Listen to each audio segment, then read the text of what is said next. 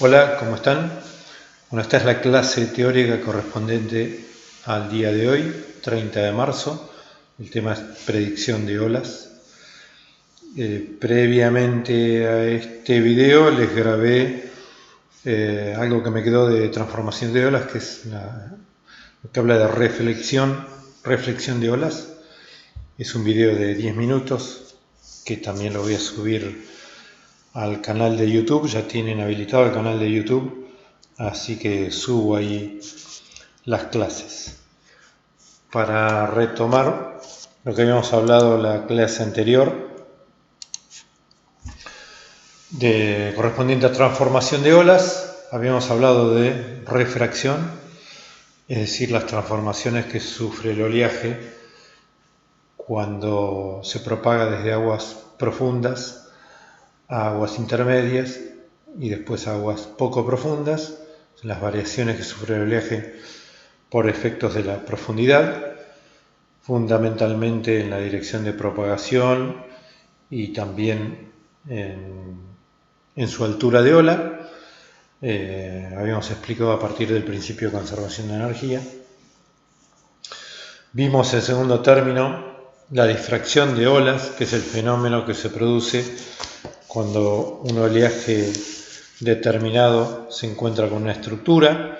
En particular, la difracción estudia lo que pasa en la zona de protección de la estructura, en la zona de sombra, y vimos cómo disminuye la altura de ola detrás de cualquier estructura y cómo calcularla. Y el último punto, que es el que les comentaba que adicioné recién un video de unos 10 minutos, es la reflexión del oleaje, es decir, lo que pasa con el oleaje cuando se refleja en una estructura en la parte del frente de la estructura, no detrás. Y analizamos solamente el caso teórico de una reflexión total, es decir, cuando el oleaje incide perpendicularmente contra la estructura. Eso lo tienen en el video que les comenté. Todos estos temas que hablamos ahora suponen que yo conozco la altura de ola ya en la zona de aguas profundas, ¿no es cierto? Y a partir de ahí, con estas transformaciones, puedo llegar a obtener la altura de ola en un punto de interés. Lo que vamos a ver ahora justamente es eso, cómo predecir olas en aguas profundas conociendo las fuerzas que las generan, es decir, el viento. Ya habíamos hablado en la clase inaugural que para que determinado viento produzca olas de considerable magnitud, necesitamos que el viento tenga tres características importantes: cierta intensidad o velocidad del viento, que medimos en metros por segundo o en kilómetros por hora, cierta distancia en la cual actúa, que lo denominamos fetch o distancia de generación, que esto va a estar dado generalmente en kilómetros, y además una duración de la tormenta. Es decir, de poco nos serviría un viento intenso si no tiene un espacio considerable en el cual actúa sobre la superficie del mar, o si actúa en una ráfaga de unos pocos minutos. En todos los casos, cuanto más intenso, cuanto más distancia de generación y cuanto mayor duración tenga ese viento, mayor va a ser la altura de ola que genere. Nosotros vamos a hablar acá del método SMB. En el apunte que tienen en el sitio web de la cátedra de predicción de olas tienen mencionados otros métodos más avanzados, entre los cuales está el SWAN, que ustedes van a usar en el anteproyecto y durante la práctica. Este método es el método más simple de todos. Es el que se usa en primera instancia, para una primera estimación. Decimos que es un método semi-teórico y semi-empírico. ¿Por qué decimos esto? Porque si bien las primeras formulaciones están basadas en la teoría de entrega de energía del viento a las olas, después a partir de su creación, ha sido ajustado con gran cantidad de mediciones. ¿Qué es esto? Se miden vientos, se mide el oleaje que genera y se calibra el método. Por eso decimos que es semi-teórico, semi-empírico. ¿Qué hipótesis toma el método SMB? Se llama SMB por las iniciales de los investigadores que lo crearon. Sverdrup y Munk son los primeros que lo crearon. Esto se desarrolló, como ya también les comenté, en la Segunda Guerra Mundial, pues se necesitaba conocer qué oleaje iba a haber en determinado tiempo para el desembarco de las tropas, y después lo corrigió y mejoró otro investigador que se llama Brett Snyder.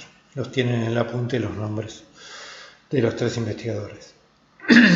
La hipótesis, como les decía, es que el viento actúa en forma constante en magnitud y dirección sobre una masa de agua de geometría simple, inicialmente en reposo, sobre una distancia de generación f, que es lo que pedimos, y una duración t.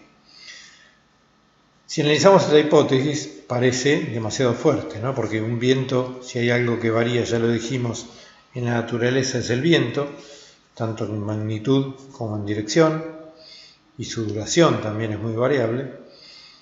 Sin embargo, hay condiciones y, como les decía también, en un primer análisis vamos a poder hacer una aproximación y poder predecir datos de viento.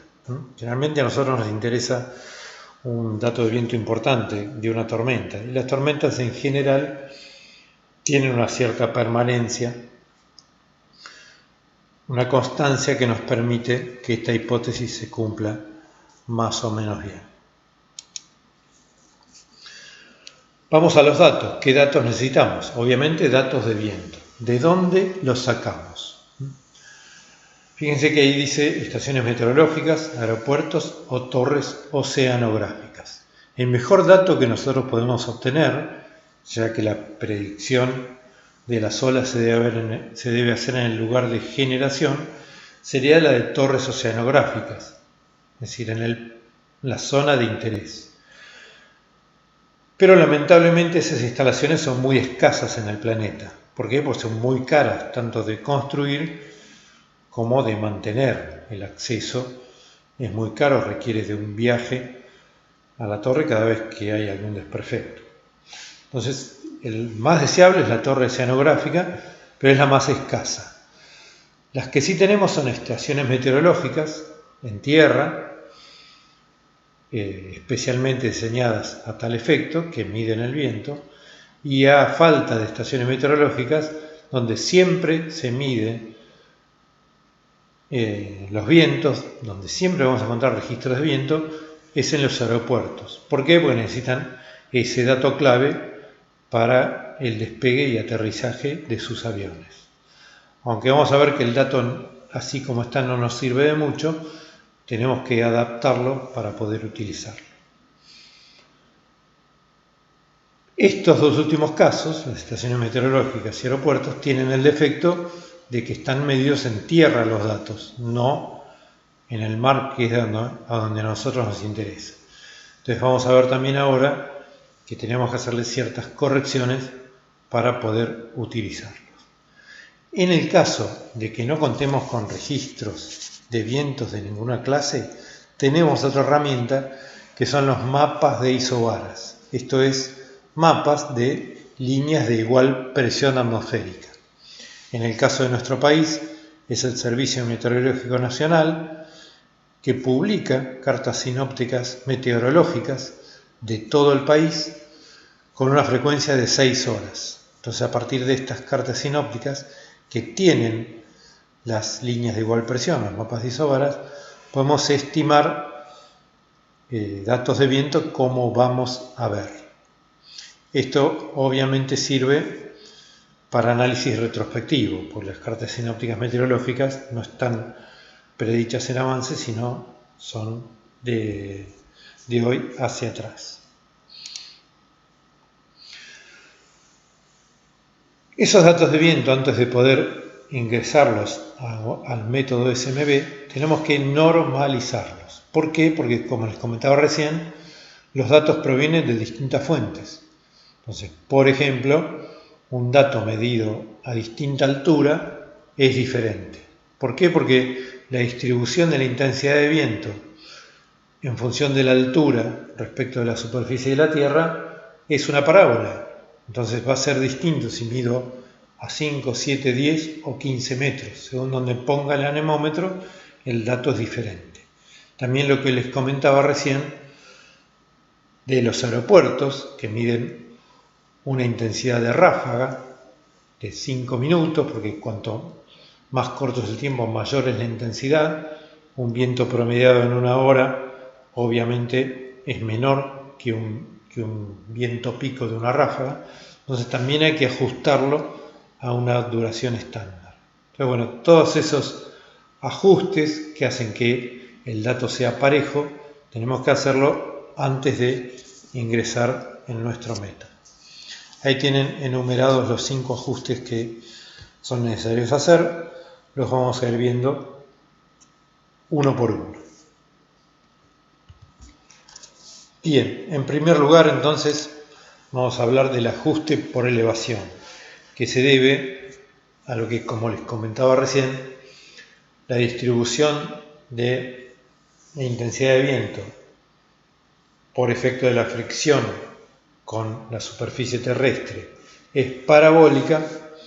Tenemos que tomar una norma, normalizar una cierta altura y reducir todos los datos de cualquier anemómetro, cualquier altura, a esa altura normalizada, que es de 10 metros para el método SMB.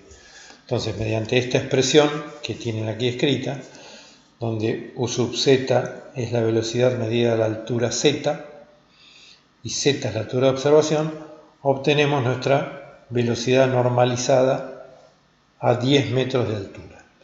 Esto en el caso de tener un registro de viento. En el caso de tener el viento geostrófico, que les recuerdo es el estimado a partir de mapas de isobaras, vamos a ver a continuación,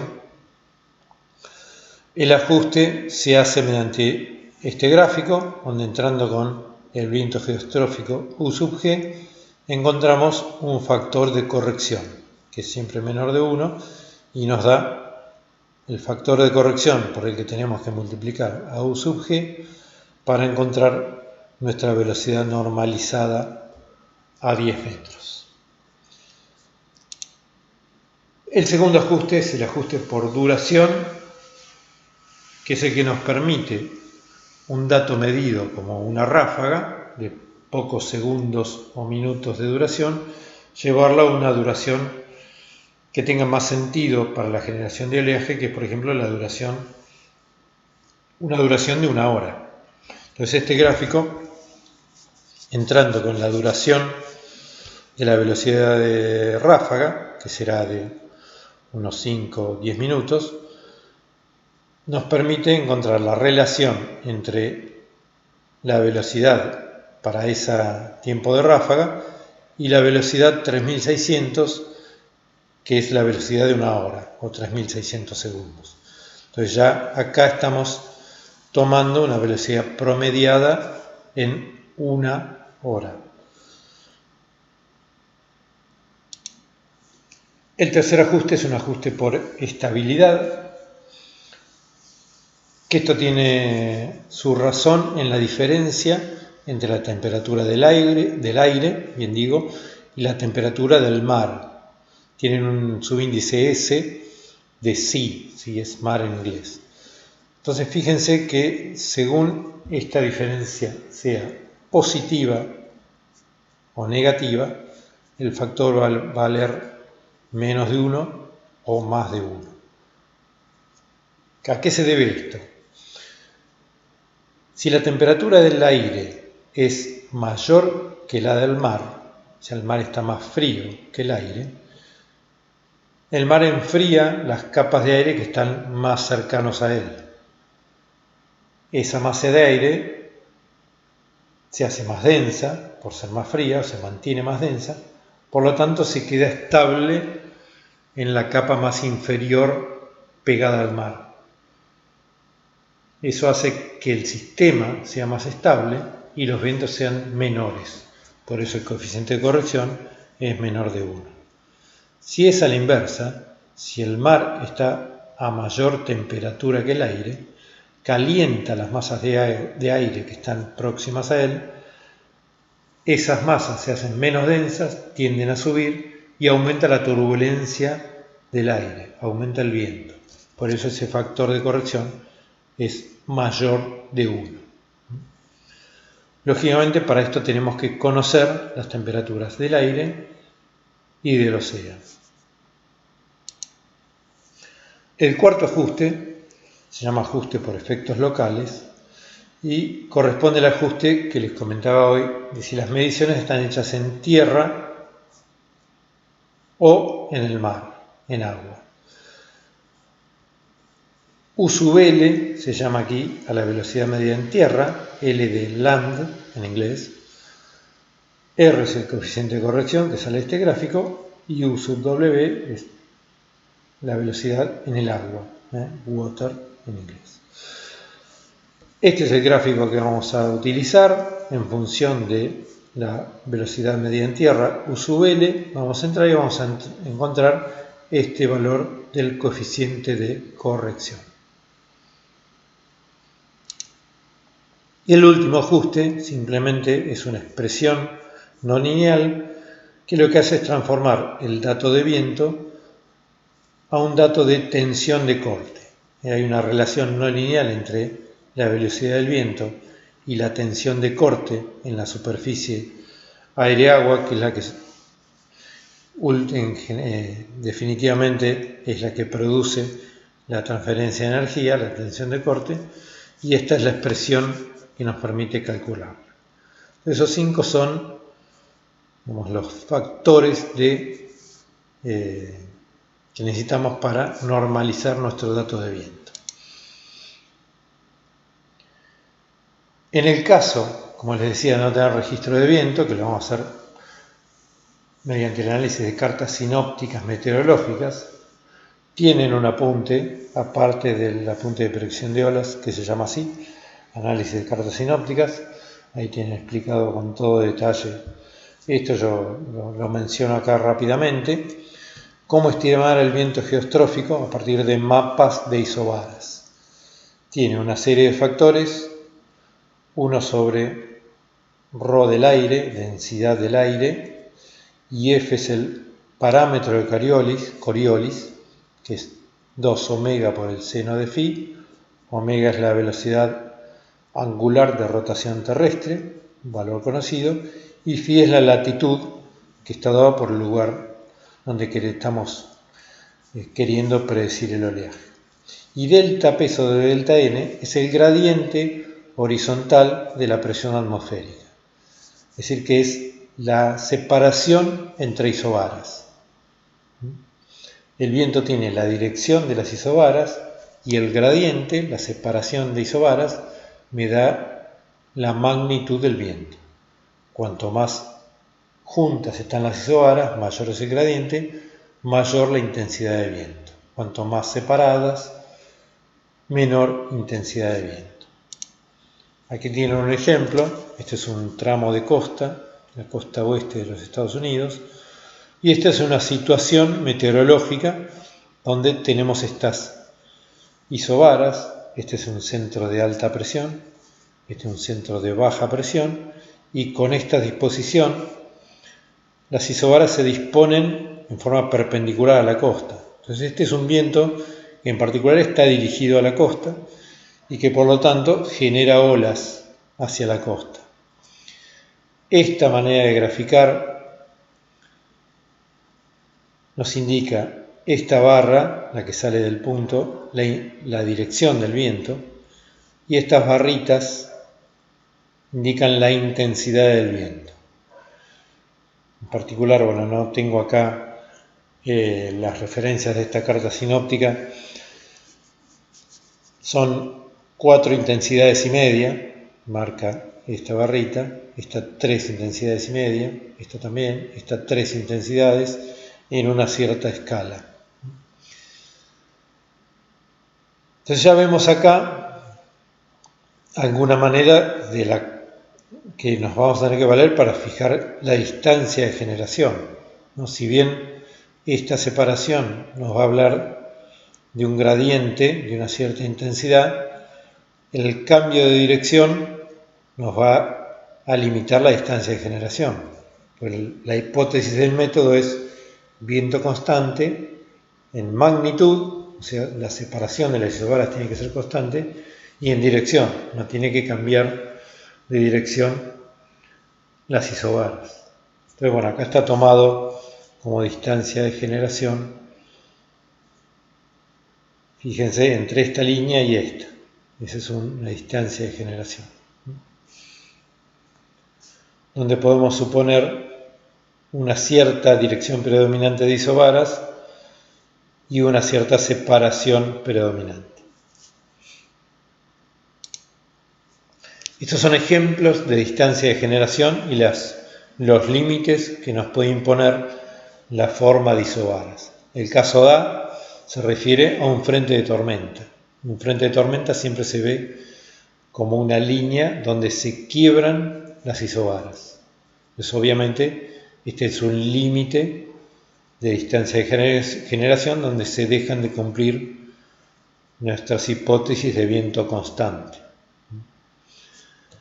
En este caso, en el caso B, la hipótesis es que se pierde la dirección constante. Es decir, hay un cambio de dirección fuera de esta zona, o en esta también, un cambio de dirección de aquí para acá y de aquí para acá. Entonces podemos suponer que en este tramo y en este la dirección es aproximadamente constante. El caso C es una limitación por cambio de magnitud al cambiar la separación entre isobaras. Nos podemos suponer que en esta porción las isobaras se mantienen más o menos en una cierta separación, pero después la divergencia ya es mayor, por lo cual la magnitud varía. Y el caso D es un caso mixto de cambio tanto de magnitud como de dirección del viento, tanto en la separación de isobaras como en la dirección. Casos de análisis de diferentes distancias de generación a partir de mapas de isobaras. Bien, vamos a hacer un resumen ahora. En este cuadro sinóptico tienen los pasos necesarios para hacer el ajuste de los datos de viento para normalizarlo para el método SMB. Entonces, fíjense, se empieza por el ajuste por elevación. Si tenemos datos medidos, utilizamos la fórmula que ya vemos. Si no tenemos datos medidos, si estamos utilizando mapas de isobaras, estimamos el viento geostrófico, primero a partir de la expresión del viento geostrófico con el gradiente de presiones y utilizando en el gráfico que también vimos el factor de ajuste. El segundo ajuste que se hace es el ajuste por lugar de observación. Si la estación meteorológica está en agua, no hacemos ningún ajuste. Si está en tierra, sí hacemos el ajuste. Si está muy próximo a la costa, podemos obviarlo y tomar coeficiente 1. Si está metido en el continente, el método nos da dos opciones. En el caso de que el FET sea menor que 16 kilómetros, tomar factor conservativo de 1.2. En el caso de que el FET sea mayor de 16 kilómetros, utilizamos el gráfico, con lo cual tenemos el ajuste ya por lugar de observación.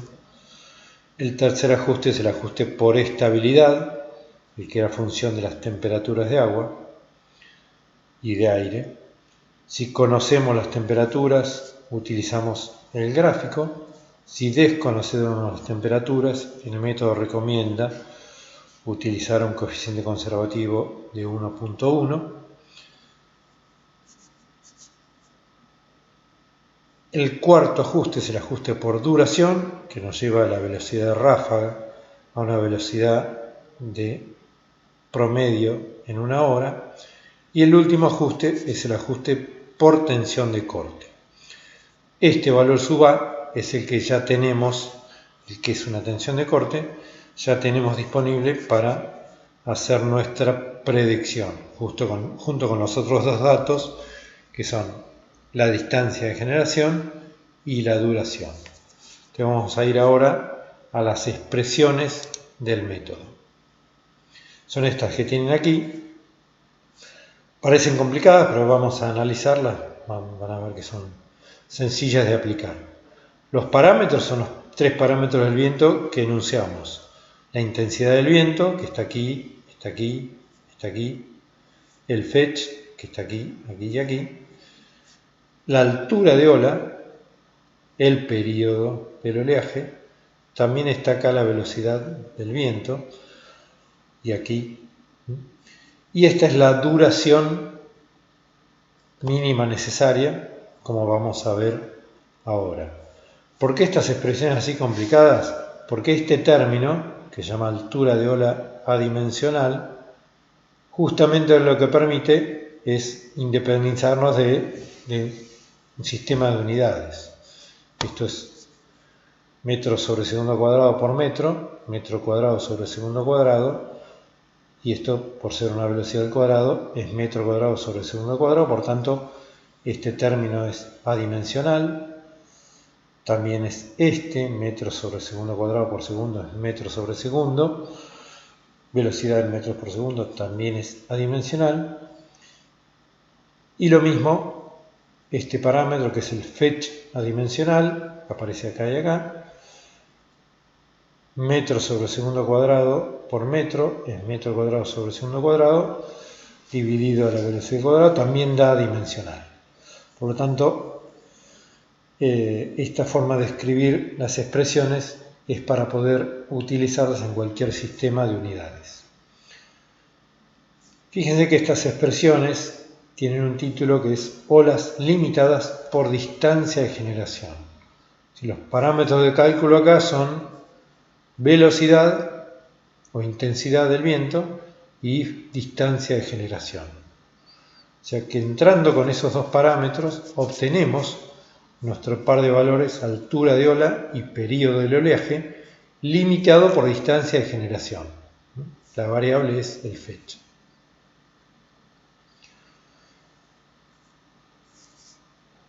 Esta tercera expresión, que nos permite encontrar una duración también en función de la intensidad normalizada y del fetch, nos da una duración mínima necesaria para que este oleaje, limitado por distancia de generación, pueda desarrollarse.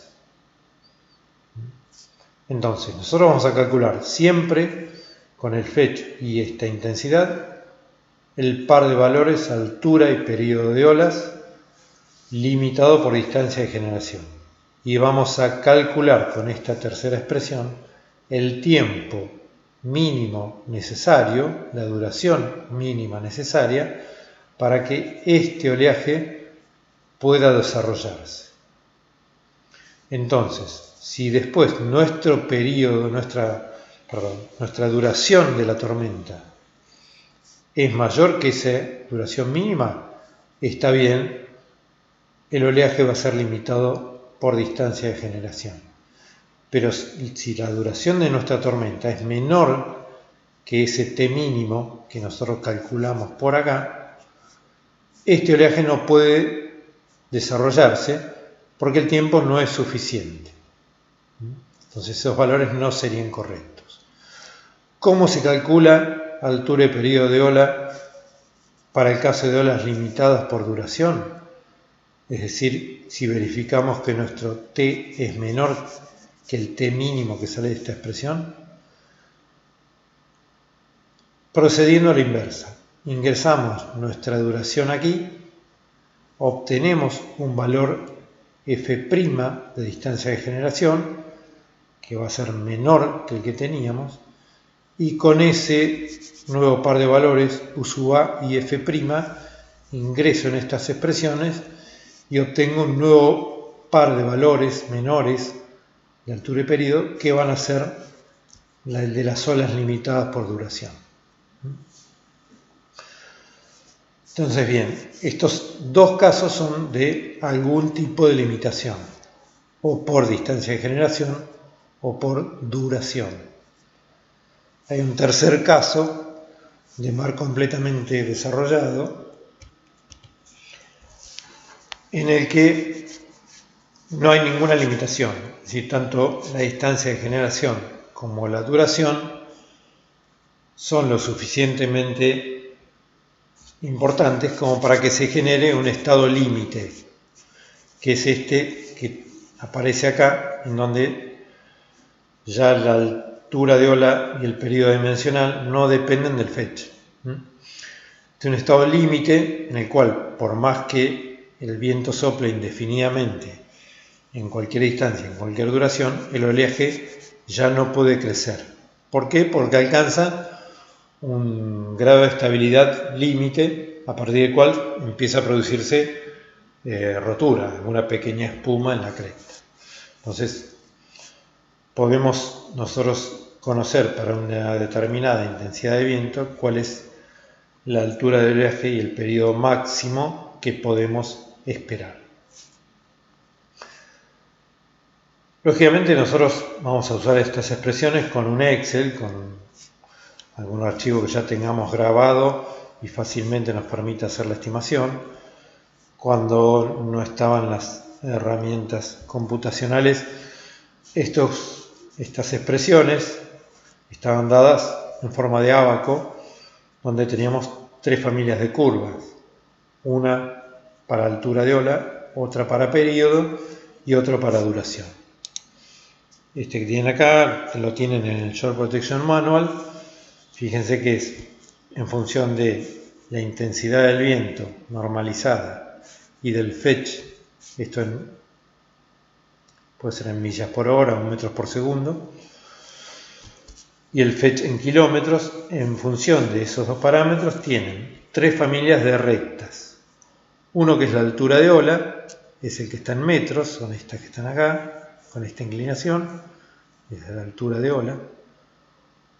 Otra que son los periodos del oleaje, que son estas que están acá, de mayor inclinación, 5, 5,5, 6 segundos. Y las que tienen inclinación inversa son las curvas de duración. Entonces el procedimiento mediante el ábaco es el mismo. Yo ingreso con U sub A y con el fetch y obtengo tres valores: altura de ola, periodo del oleaje y duración mínima. Comparo mi duración con esa duración mínima. Si es mayor que la mínima es correcto, esos son los valores.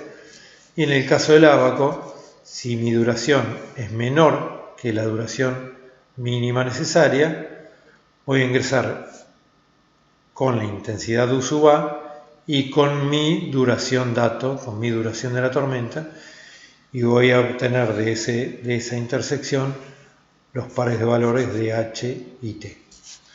En el Shore Protection Manual tienen ejemplos como para poder seguir, se los recomiendo. Como límite del gráfico tienen la condición de mar completamente desarrollado, que es esta línea que tienen acá. Si no hay alturas que superen este límite, así sea cual sea el fetch que tengamos para una determinada intensidad del viento. Hasta aquí todo lo que vimos es para condición de aguas profundas, donde el viento genera olas sin sentir la profundidad. Posteriormente, el método este fue completado incorporando un nuevo parámetro que es la profundidad, que es el valor D que tienen aquí. Este valor A y el valor B dependen de la profundidad adimensional y aparecen como un término de corrección en ambas fórmulas, de altura y de periodo, y en la de duración. En la de duración no aparece la profundidad. Pero bueno, el método es exactamente igual.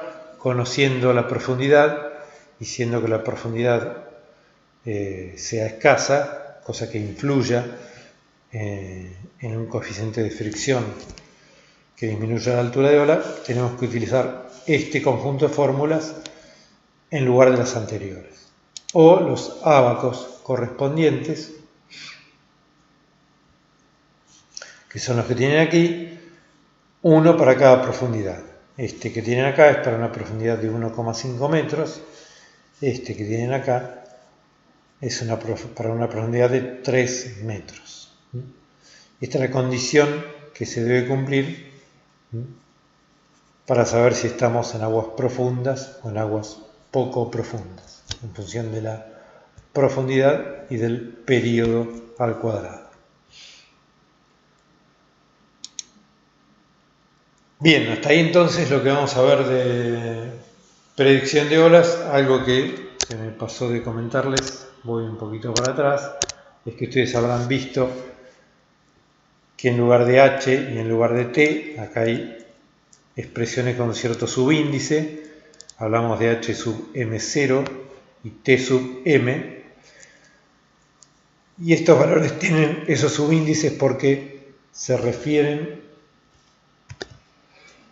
Perdón, retomo, les decía que tienen unos subíndices que se habrán llamado la atención.